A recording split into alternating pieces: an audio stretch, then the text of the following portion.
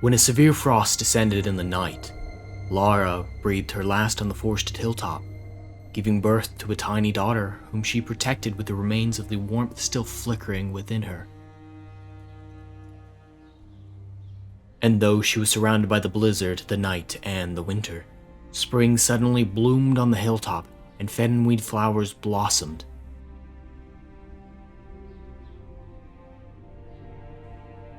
Even today do these flowers bloom in only two places, in Doblathana and on the hilltop where Lara Dorren perished.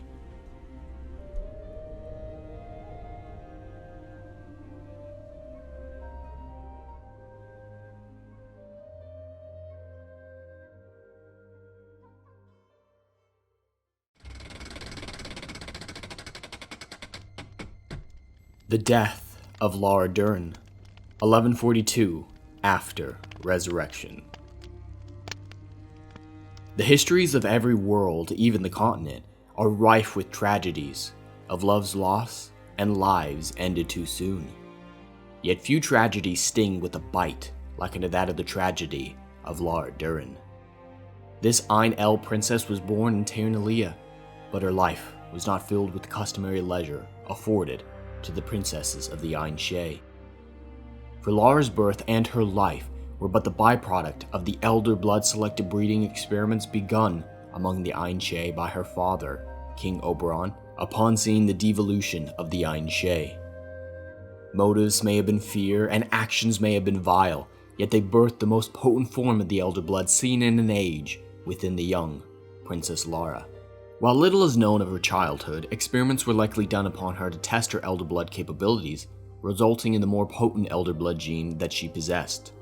The nature of the experiments and horrors done to her in her early life are also unknown.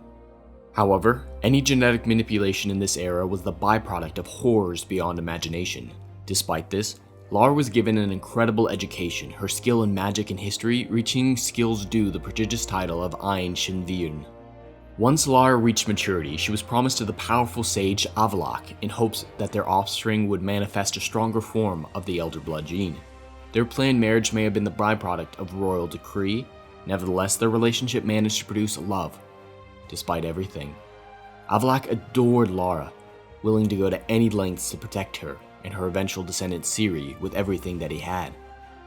While it's unknown whether or not this love was ever shared by Lara, no malice or ill intent was ever directed at Avallac'h by her. She merely loved another. As a bearer of the Elder Blood, Lara could freely traverse the universes with ease. The motivation for the choice of destination is unknown, but on one such excursion, Lara ventured into the realm of the Ein upon the continent. While based on no tangible evidence whatsoever, it's plausible to assume that she was curious, either about her evolutionary cousins, the Ein, or about the homeworld of her servants, the humans. It was here that Lara encountered Cregennan of Lod, a human mage of unbelievable talent.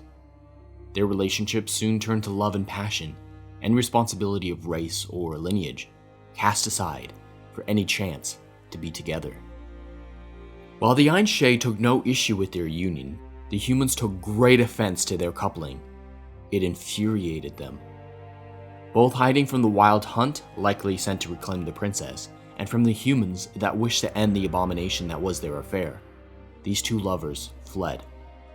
The wrath of humanity only deepened upon the revelation that Lara was with child, a sacrilegious half-breed growing within her womb. With the support of the government, Cregennan of Lod was accused of treason, sedition, race mixing, and elven sympathies, leading to a sentence of death. A group of humans hunting the lovers discovered them and slaughtered Cregennan, though Lara managed to escape. With her escape came a great blizzard, the likes of which the northern kingdoms had not seen for an age. Lara struggled through the ice and snow, fighting for every breath taken and every step reached. Her soon-to-be-born child depended upon her mother's fortitude.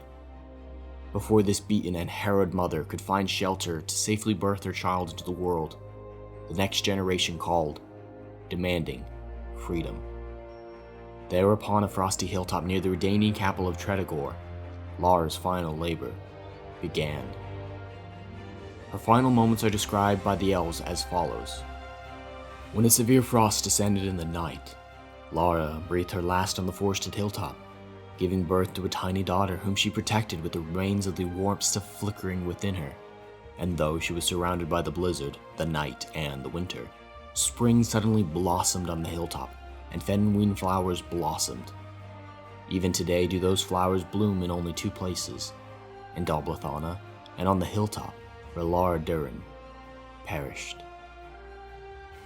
So passed Lara Dorren, Ein El Princess, yet her daughter Riannon survived, her bloodline introducing the Elder Blood gene into humanity. The death of Lara incited a bloody war betwixt the humans and the elves, deepening racial tensions and causing immense atrocities to be committed by both races through the 13th century.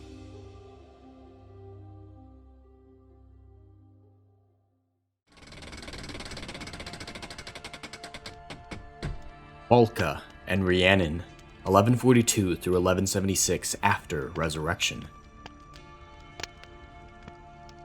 While none exemplified grief, heartache, and tragedy, like Lara Dorren, so too did none exemplify villainy, treachery, or violence, like Falka, the Princess of Redania. Before her infamous rebellion, which left countless dead in gruesome fashion, Falka was sent away to Kovir by her father at the tender age of 1 when he met a new wife to replace Falka's mother. Falka's mother was not the only one soon to be replaced, as Falka too was replaced as princess and daughter in her infant home. Ciro, the new queen of Redania, adopted the orphan daughter of Lara, Riannon. Though not a blood relative, Riannon was raised as one with the family, benefiting from all the titles and power afforded such a position. As was customary for such a position, Riannon was betrothed and wed to a foreign royal, the king of Temeria. Riannon may have begun life as the shunned half-elf offspring of exiled parents, but she soon rose to heights befitting her mother's birthright. Falka and Riannon likely never met as children and shared no blood. Still, there was one trait consistent amongst these adopted sisters. They both had a substantial prevalence for madness. Riannon's later insanity came with a complete detachment from reality, unobservant of the events transpiring around her. However, Falka's insanity was far more tangible and devastating. 25 years after her banishment from her rightful place as Princess of Redania, Falka returned with vengeance in her heart and bloodlust upon her soul. It is said that with her own hands, she slaughtered her father, Queen Ciro, and her 2 half-brothers. This single violent night began one of the most devastating and bloody rebellions in history. Falka passed into legend as a bloodthirsty demon.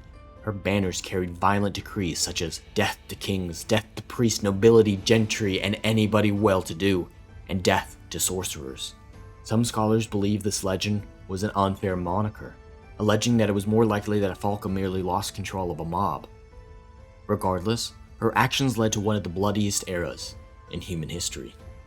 At the height of her rebellion, Falka maintained control over generals and advisors with her womanly wiles, simultaneously satisfying her physical desires. From some unknown father, she was impregnated with a bastard. At the same time, in a distant Temerian castle, Riannon began carrying a set of twins. Falka's rebellion then came for Riannon's home. Riannon was imprisoned with her children in Castle Hutberg.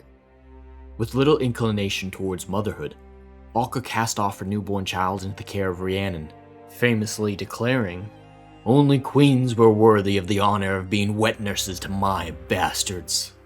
It was here when Riannon's own insanity set in, distorting her perception to such a degree that she could not tell her own twins apart from Falka's bastard. Even years later, once her madness was cured, Riannon could not recall which children were hers and which Falka's. Once the rebellion was crushed and Falka was burned at the stake for her crimes, 2 of these children died, but no one knew which 2. Perhaps a result of grief or her own madness, Riannon too passed away, leaving no one to differentiate the surviving child from the 2 deceased. Centuries later, it was proven that the surviving heir was indeed one of Riannon's children, not Falka's bastard. Through lost generations, convoluted bloodlines of activator and latent genes, and accidental incest, the elder bloodline descended from Lara and Riannon, through the decades to Bavetta, Princess of Sintra and Mother of Ciri, the powers of the elder blood reawakening within her.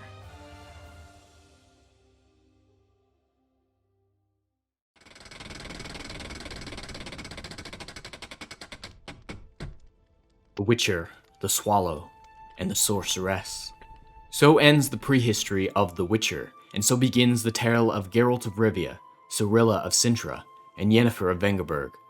Yennefer was born in 1173, with Geralt's birth following a year later, and Ciri came in 1252. The events depicted in the Witcher novels take place between 1248 and 1268. The games follow immediately thereafter, from 1269 through 1275.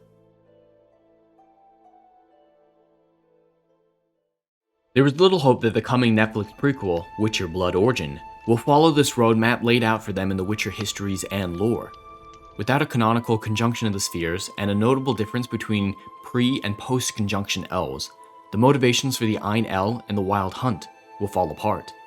Additionally, without this canonical conjunction, the selective breeding that led to Lara's stronger Elder Blood abilities will cease to make any sense, thereby destroying any possibility that Lara's story will be canonical. Without the more potent Elder Blood gene in Lara's descendants, the Wild Hunt no longer has any reason to hunt down Ciri and force her to have an incestuous relationship with Lara's father, the king of the Ein-El Elves. Blood Origin may work internally within itself, but it will certainly destroy all continuity within the main Witcher TV show. All the main events described in this lore breakdown cannot happen in a single time frame, as Blood Origin has been confirmed to do. The books are still pure, with lore and history that track in a logical fashion. At least fans will have that to fall back on as they soundly reject the abomination that has become Netflix's Witcher universe.